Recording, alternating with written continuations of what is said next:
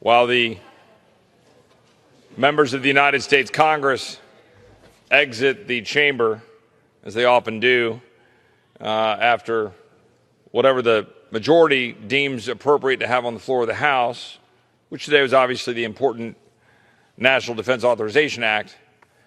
Nevertheless, in my home state of Texas, the people of Texas are under siege with wide open borders.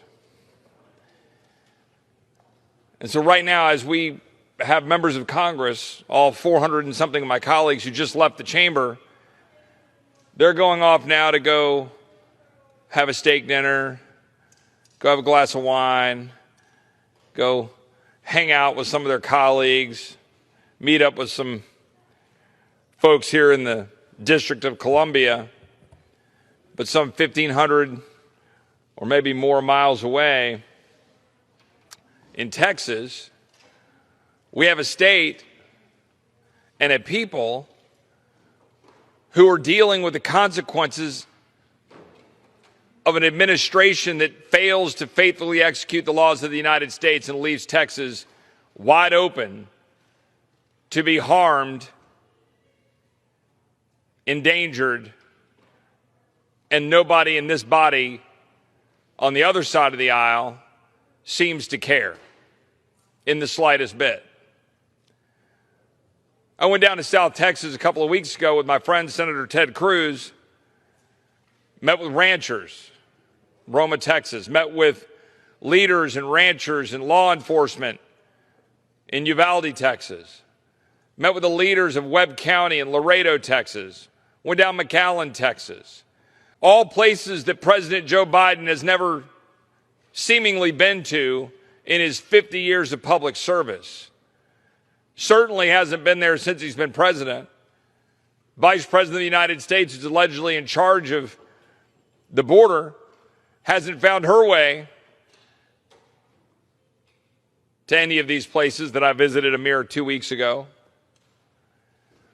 The vast majority of my colleagues on the other side of the aisle haven't found their way. Of course, one of my colleagues, the gentlelady from New York, a couple of years ago, somewhat famously found her way down to the border to decry, quote, kids in cages. Where is that colleague today? Wearing perhaps an all-white outfit with red letters on it. Where is the concern for the little girls whose legs have been branded, burned by cartels? Where's the concern for the 89 dead migrants, bodies found in Brooks County, Texas? 89. Where's the concern? My colleagues on the other side of the aisle like to go around talking about how compassionate they are for those seeking to come to the United States. They suggest that those of us who believe that the border should be secured don't want brown people in the United States. That's what they not only imply, it's basically what they say. Meanwhile, there's a hell of a lot of brown people in South Texas who are getting pretty ticked off at an administration that refuses to actually secure the border while their families are endangered. There's a whole lot of brown people who work for the Border Patrol who are feeling pretty darn unappreciated right now when the White House press secretary lies to the American people. The White House press secretary lies on a daily basis to the American people. Lie number one, perpetuating the lie that Border Patrol was whipping migrants. It's a lie. And it's being repeated by my colleagues on the other side of the aisle. It is a lie. The President of the United States and those in charge of the press secretary are countenancing this lie about Border Patrol. This picture I'm standing next to is a picture of Border Patrol with one of their horses interacting with a young man who's, of course, or young boy, I should say, who's one of the migrants from Haiti who's down in Del Rio. Young fella is having a good time. down with this Border Patrol agent down on his knees. This Border Patrol agent's a man, probably with a family. I don't know how old he is, but I know a lot of Border Patrol agents because I actually go there. I don't just dismiss Border Patrol agents as some sort of callous individuals who don't care about human beings. But that's what my colleagues on the other side of the aisle do every single day, led by the President of the United States with a voice from a press secretary who lies every single day about the state of our border, who lies every single day about the actions of Border Patrol. And then today has the audacity to take away horses, at least in the Del Rio sector, I haven't been able to look at the entire order, take away horses from the ability of Border Patrol to actually try to patrol the border. This coming from people who have never been to the dadgum border. There are no navigable roads along the river. My Democrat colleagues don't care. My Democrat colleagues don't care that Border Patrol can't run along the river. You'd think, at least in their politically correct nonsense they espouse every day, that they wouldn't want them to have to use automobiles. That maybe they could use horses to go down to the river. Not one of my colleagues on the other side of the aisle goes down and meets with the ranchers, the Border Patrol agents who are dealing with the actual outcome, the actual result of an administrative policy to leave our borders wide open. In the state of Texas, the Department of Public Safety has caught over 400 pounds of fentanyl this year, compared to 10 pounds last year. Dead Texans as a direct result of this administration's refusal, flat out refusal, to faithfully execute the laws of the United States. A sweet and low packet of fentanyl in pure form would kill every member of this body in this room. Certainly a few packets would. 10,000 pounds of fentanyl has been intercepted this year, more than the last 3 years combined. Where are my Democratic colleagues? I asked this question when I was in Laredo 2 weeks ago, when I was standing next to the Hispanic county judge of Webb County. County judge in Texas, the chief administrator of the county. I asked, where is Joe Biden? When he got up to the podium next, he said, that is a great question. Where is Joe Biden? Well, if Joe Biden knows where he is, it'd be helpful. He's sure as heck not down in the border. He's sure as heck not down in Laredo. And his policies are abandoning the people of Laredo and abandoning the people of Texas. The policies of my colleagues on the other side of the aisle leave Texas dealing with the brunt of a wide open border. And they laugh it off. They ignore it. The stash houses in Houston, Texas, the stash houses in Del Rio, the stash houses in Laredo, the stash houses in McAllen, the stash houses up and down the border where little girls and little boys are being put into the sex trafficking trade. My Democratic colleagues who love to go pat themselves on the back for being compassionate are nowhere to be found. MIA. Joe Biden, nowhere to be found. While people die. While people die from opioid overdoses, almost 100,000 this year in the United States. When the cocaine problem was a big deal in the 1980s, we were talking about 10,000. Now we're talking about 100,000. Just where in the world are my colleagues on the other side of the aisle? I tell you where they are. They're running around preaching about masks and telling the people of Texas that small businesses in Texas must force vaccinate Texans if they've got more than 100 employees. That is literally not in the Constitution and is fully unconstitutional, unlawful. And I very strongly encourage the people of Texas to look at the President of the United States and tell him to pound sand. Do not follow that order. Do not accept it as legitimate. It is not. And this is a theme that the people of Texas are going to have to come to grips with more and more. That when the President of the United States impeachably refuses to faithfully execute the laws of the United States, it is incumbent upon a free people in a sovereign state to come up with the ways that they believe are important to defend their borders, secure their citizenry, and take action, irrespective of the orders of a president who fails to faithfully execute the laws of the United States. I do not make those statements lightly, because those statements mean something. But we're under assault in Texas, and this administration does not care. And worse yet, this administration is taking specific action and specific inaction to purposely create the situation that we are having to deal with on the front lines in Texas. Purposely reducing the enforcement of Title 42, which enables us to turn people away at the border during a public health emergency pandemic environment where you can have communicable diseases like we're dealing with right now. Purposely not using the Return to Mexico program, the migrant protection protocols that enable us to work with Mexico to stem the tide. Where last year we had a few 100,000 people that we were apprehending at the border. Today, this year, we have 1.4 million.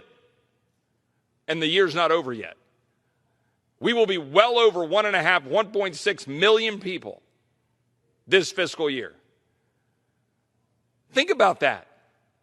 208,000 in August, 212,000 in July, before the Haitians arrived in Del Rio. And by the way, if we're talking about the Haitians, none of my colleagues on the other side of the aisle seem to care that along the Rio Grande are driver's licenses from Chile, passports from Brazil, because the people from Haiti who came to Del Rio weren't coming directly from Haiti. We know this. They were in South America. And then they got word, because word is spreading around the globe, ladies and gentlemen. Word is spreading around the globe that this administration says, come to the United States, claim asylum, and walk right in. Now, the problem with that is it's the least compassionate thing you can do. You endanger them on the journey. You endanger them through the process when cartels can abuse them.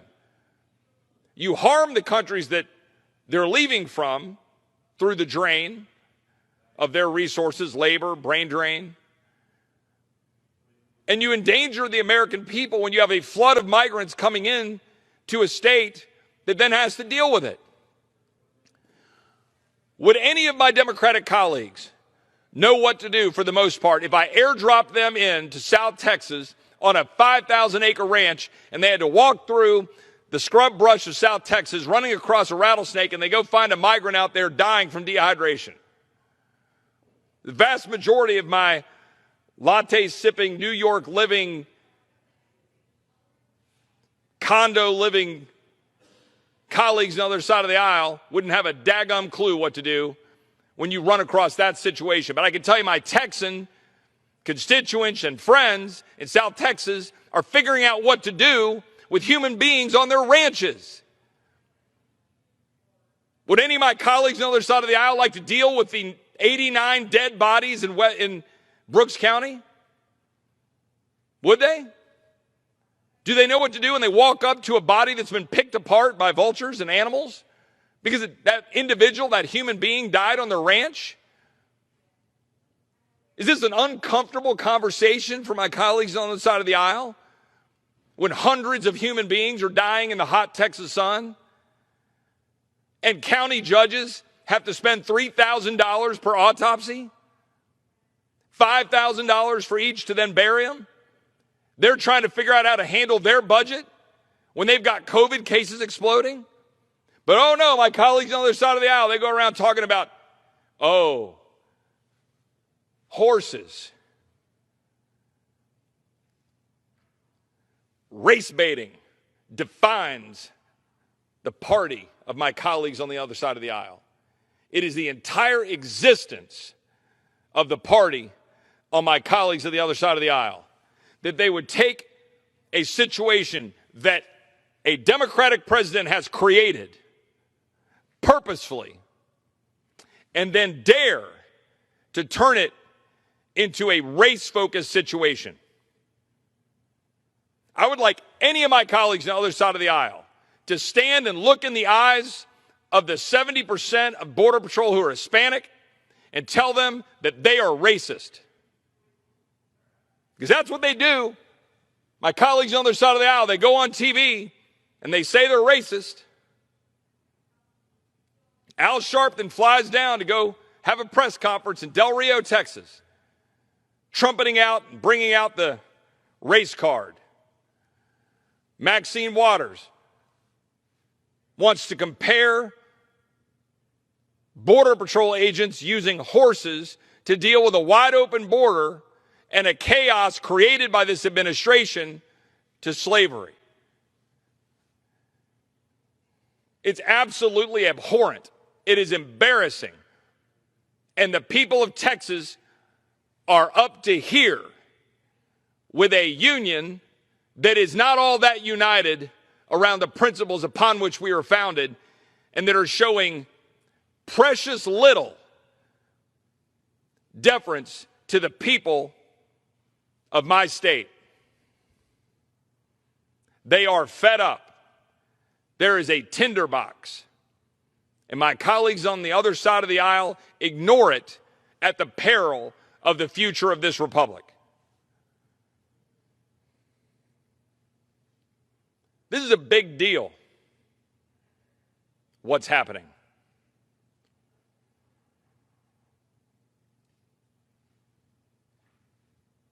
The 9 migrants that were in an automobile in Boerne, Texas, 2 in the trunk, an American citizen driving that car who was employed by the Cartel del Noreste, heading to a stash house in Houston. Young man had paid $4,000 to go pick grapes in California, had a rude wake-up call that he was heading to a stash house. Fortunately, law enforcement intercepted them. This is happening every single day in our state. We know this because we go down and we look. Senator Cruz and I go down to Laredo. We go sit at a checkpoint. I didn't see any of my Democrat colleagues there, with the notable exception, my friend Henry Cuellar, who's probably the lone Democrat who actually acknowledges the crisis that we have along our southern border. And we watch these trucks go through scanners. 1 out of 10 trucks. And then we go down to the river, and there's 33 migrants trying to come across the river.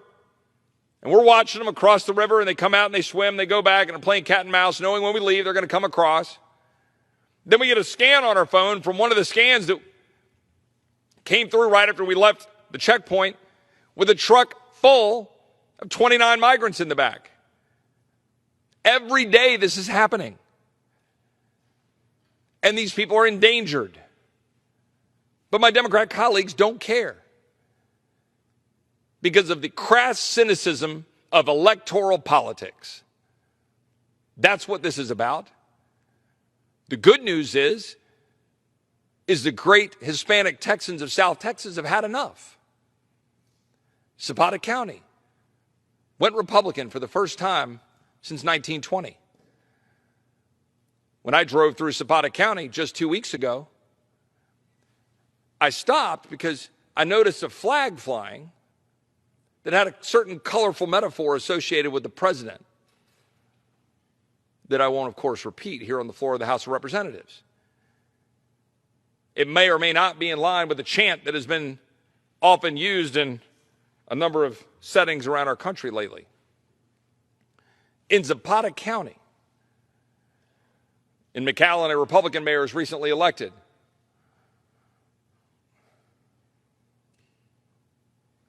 The fact is, when people are ignored, when people are endangered, when people are taken for granted, as Hispanic Americans every single day, and Hispanic Texans in particular, are experiencing every single day, they tend to take that seriously. they tend to recognize that an administration that gives lip service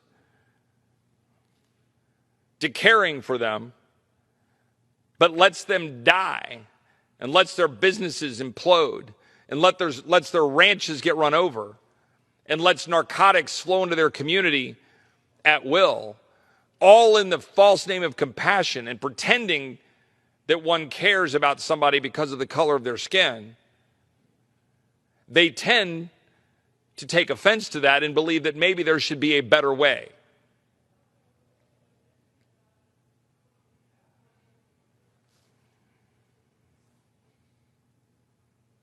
When I talk to people in Texas, they ask quite frequently, what precisely are we getting out of this deal? What does union even mean anymore? What precisely is united about the United States?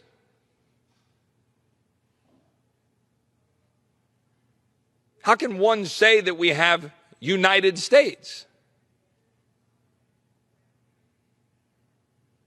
when the President of the United States dictates unlawfully to a people that they must forcefully vaccinate their employees, and then thousands of those employees say, hey, I don't want to do that because I have natural immunity, and science seems to show that natural immunity may be as strong or stronger than that comes from a vaccine,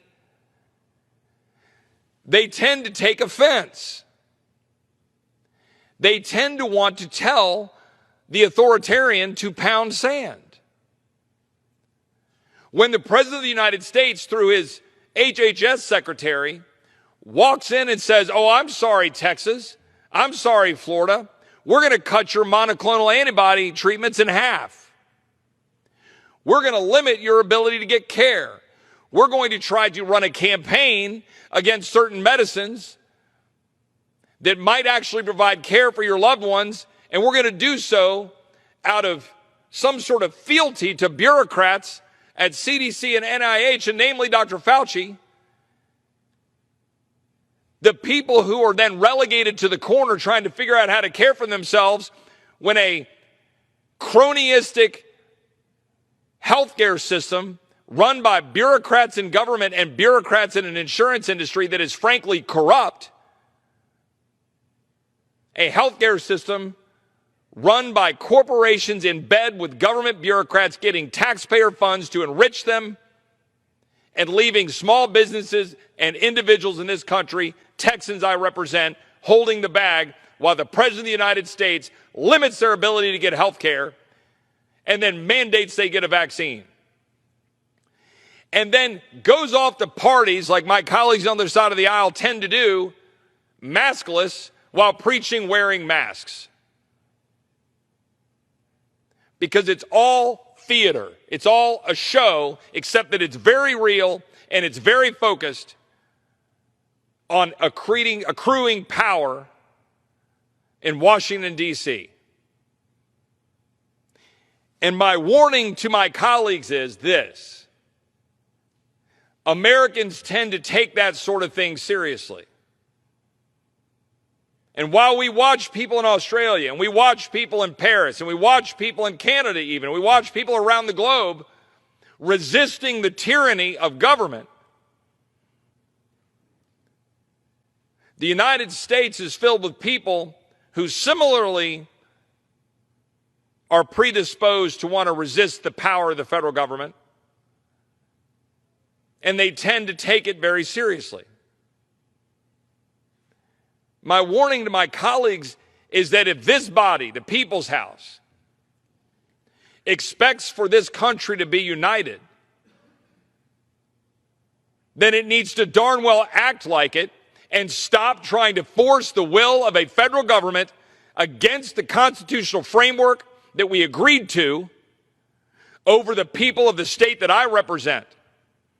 Because the people of the state that I represent are not going to sit back and let that happen.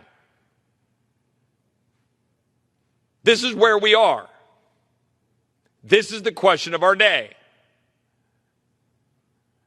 Are we going to agree to disagree and live peaceably together, or are we going to force tensions and force conflict, which this Democrat-led government in the executive branch and the legislative branch is hell-bent on doing, and forcing the people that I represent to have to start asking questions about what we're going to do to preserve freedom for our children and our grandchildren, to go to the doctor of our choice, to go to the school of our choice, to not have our children be indoctrinated with critical race theory, with dangerous principles of race baiting, teaching our kids that America is evil, restricting the ability of our people to be able to go to a doctor because they've got to go to a bureaucrat to get permission before getting health care, trying to restrict the ability of the American people to arm themselves while leaving our border wide open and defunding our police, and then daring to question why we want to be armed. That is how the people of Texas are viewing the assault on their constitutional rights and the structure of government that was designed to protect liberty and to allow us to agree to disagree. But my colleagues on the other side of the aisle refuse on a daily basis to allow us to agree to disagree. And that is a dangerous position by my colleagues on the other side of the aisle. It is a dangerous position by this president. It is a dangerous position by the administration, because there's going to be a lot of people in at least the state that I represent, and I speculate a lot more, who are not going to sit by and allow a federal government to run amok over their liberties and to tell them how to live their lives. We're not going to sit back and allow cartels to run over our border, to have drugs pour into our communities, to have crimes committed on our streets, to have migrants dying on our ranches, fences cut, livestock loose, children in the sex trafficking trade, while my Democrat colleagues march down to Del Rio and cry racism, because it's the only card they can ever pull out of an empty deck. A deck not committed to the principles upon which this nation was founded, or the flag that sits above the dais, but rather a dedication to a leftist, socialist, Marxist way of thinking, and a belief in the all-power of the all-knowing of the authority of those in government to tell the people what to do. But that is not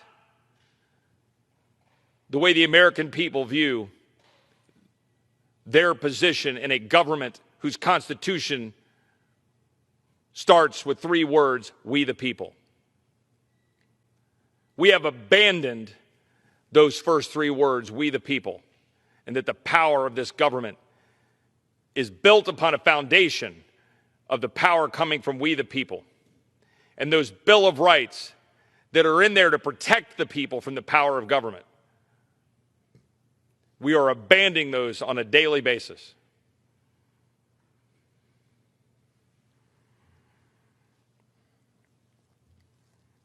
I am amazed at the extent to which my colleagues on this side of the aisle, quite frankly, are just all too often able to just go give a speech, go get on a news show, put out a press statement about how bad the border is, and then, let's move on to the next issue.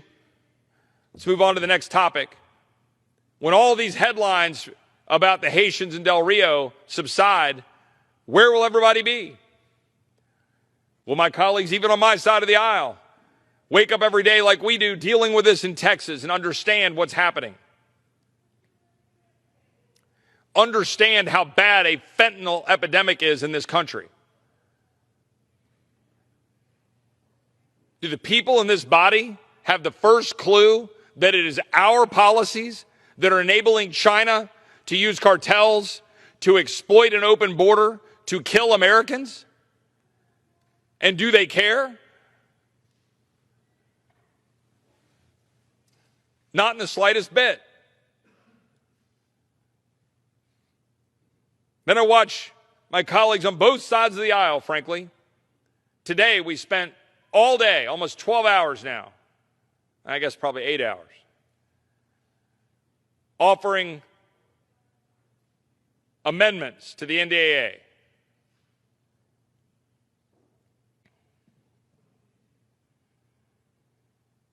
Not one of those amendments that we voted on today, not one, allowed us to address and debate here on the floor of the House of Representatives the drafting of our daughters, the drafting of our mothers, the drafting of our sisters, the drafting of our wives. Not one amendment today was allowed by a Democrat tyranny in the Rules Committee to allow us to have a substantive debate on the floor of the House of Representatives about an issue as important as having the United States government conscript women. Can you imagine that? Can you imagine a body that is called the People's House having an environment in which we pass legislation as part of an $800 billion defense authorization bill that had some 400 amendments? We didn't even debate on the floor of this House. We didn't even debate the drafting of women. And more than half of my colleagues on this side of the aisle said, oh, sure, why not?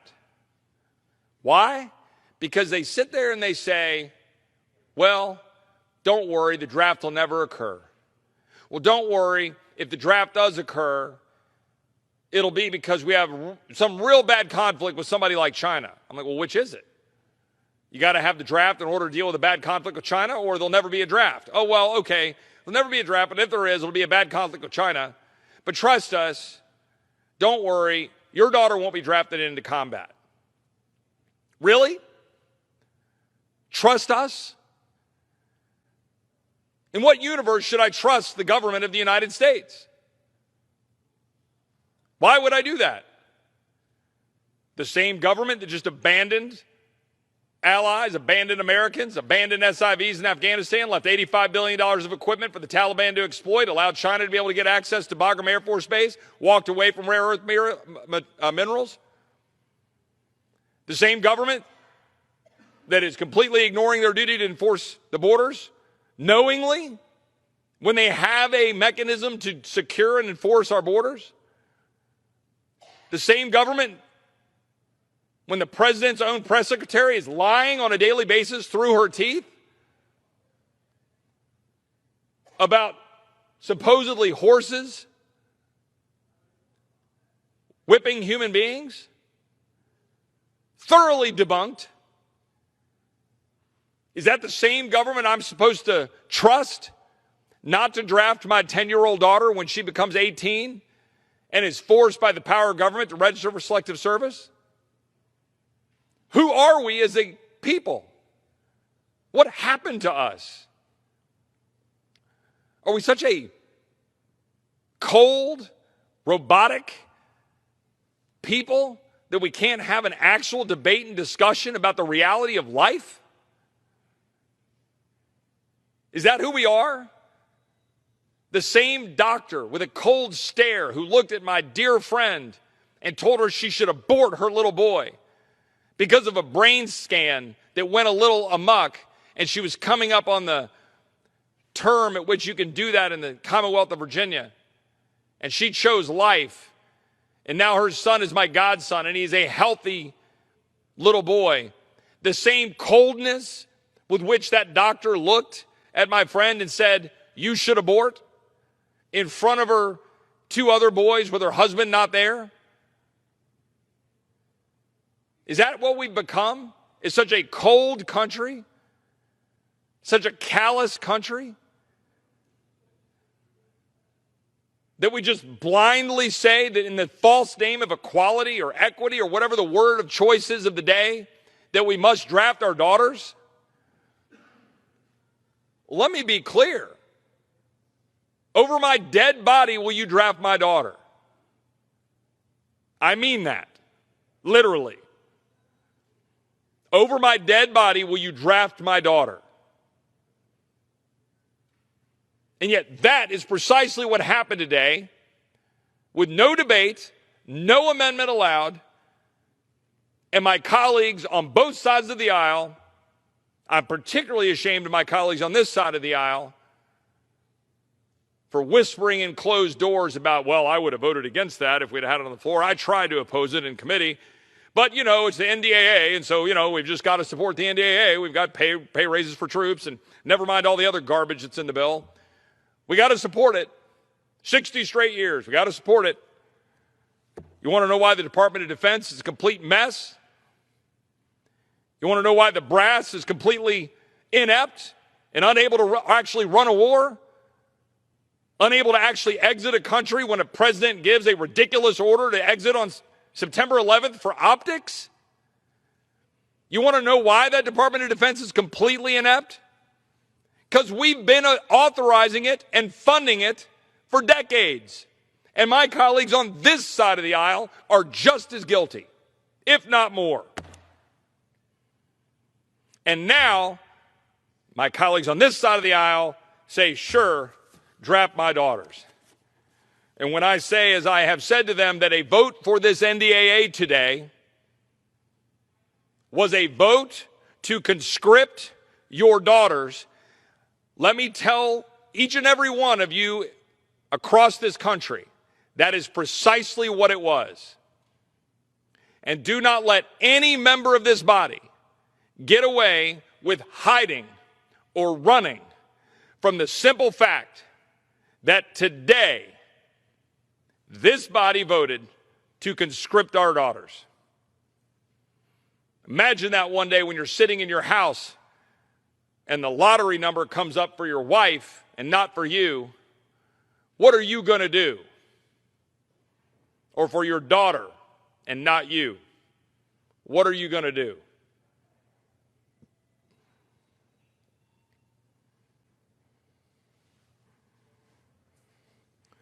The President of the United States has, in multiple regards, engaged in what I believe to be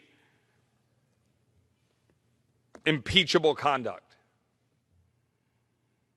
The President of the United States has failed to faithfully execute the laws of the United States, left our borders wide open, endangered our people, endangered the people of my state. The President of the United States has failed to carry out his duty to defend the United States abroad, has in fact aided and abetted the enemy by leaving billions of dollars of equipment for our enemies to use against us, leaving Americans behind, leaving allies behind. And the President of the United States has abused the power of his office to step over the bounds of the Constitution, to order people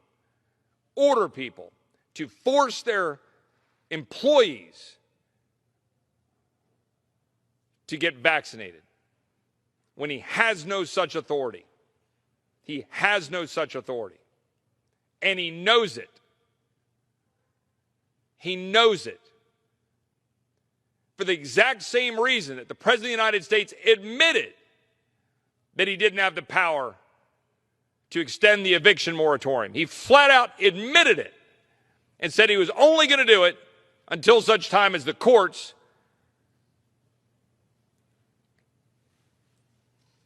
could hear the case and make a decision. That same president knows full well that his orders are unconstitutional, but he does not care. And that is an abuse of power. That same president knows that the borders are being exploited and wide open and that cartels are endangering the American people and the migrants who seek to come here, but he does not care. And that is faithless execution of the laws. The President of the United States knows full well. Heck, my 12-year-old son knows full well. As he said as we were driving around, Dad, well, why would you leave the equipment there for the bad guys to get? Well, son, maybe you should be an advisor to the President of the United States because he doesn't seem to understand that concept. And neither does the chairman of the Joint Chiefs of Staff. And neither does the Secretary of Defense. Because they're so focused on chief diversity officers and woke policies and critical race theory that they don't give a rat's rear end about defending the United States of America. For the same reason my Democrat colleagues have gone down to the river and gone down to South Texas playing the race card and chanting racism and comparing Border Patrol agents to slaveholders And where's the Secretary of Homeland Security defending the people that work for him in Border Patrol while they're outmanned, exhausted, resigning because they're not being given what they need and support from the top leaders of the Homeland Security? Secretary Mayorkas has the experience to know full well that abandoning Title 42 and abandoning MPP and the Migrant Protection Protocols, he knows full well that that endangers the people of this country, and he does not care. He's leaving the people of South Texas exposed. He's leaving the ranchers who work there endangered with fences cut down, and ranchers having to figure out how to protect their families, and ranchers sending their children out across the ranches armed to defend themselves. Ranchers finding dead bodies on ranches, the dead bodies of migrants. Hundreds of them. That is faithless execution of the laws. That is why the Secretary of Homeland Security is acting with impeachable conduct. The American people are getting sick of this. The people of Texas are getting sick of this. And my admonition to my colleagues on the other side of the aisle is be very careful of walking this perilous journey of authoritarian actions by a president and authoritarian actions by an administration and authoritarian legislating by a Congress that is ignoring our constitutional framework, ignoring federalism, ignoring separation of powers, ignoring their duties under the Constitution, and endangering the people I represent on a daily basis, because that will not turn out well. The people of Texas are not going to simply sit back and take it. The governor of Texas has been deploying Department of Public Safety personnel to Del Rio. We have more DPS people in Del Rio than Border Patrol. We have more assets, more aerial activity. And but for the actions of the governor of the state of Texas moving DPS down to Del Rio, the crisis would have truly exploded. But that's only a step. The governor in the state of Texas and the $3 billion that the Texas legislature appropriated and that are deploying, and the DPS is down there working and arresting bad actors and arresting people for trespass. The state of Texas is going to have to go further because the federal government is refusing to do its job. And at some point, the state of Texas is going to force a constitutional showdown, because it will be incumbent upon the people of Texas to do so.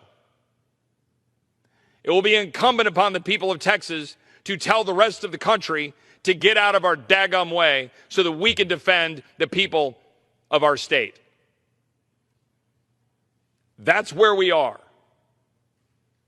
And while my colleagues decry the fact that Texans believe that we should protect life once it has a heartbeat, while my colleagues decry the fact that we believe we should protect life, while my colleagues allow migrants to die,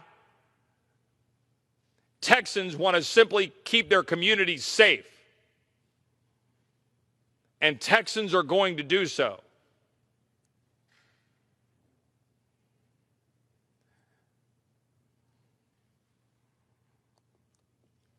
The People's House is supposed to mean something, Madam Speaker.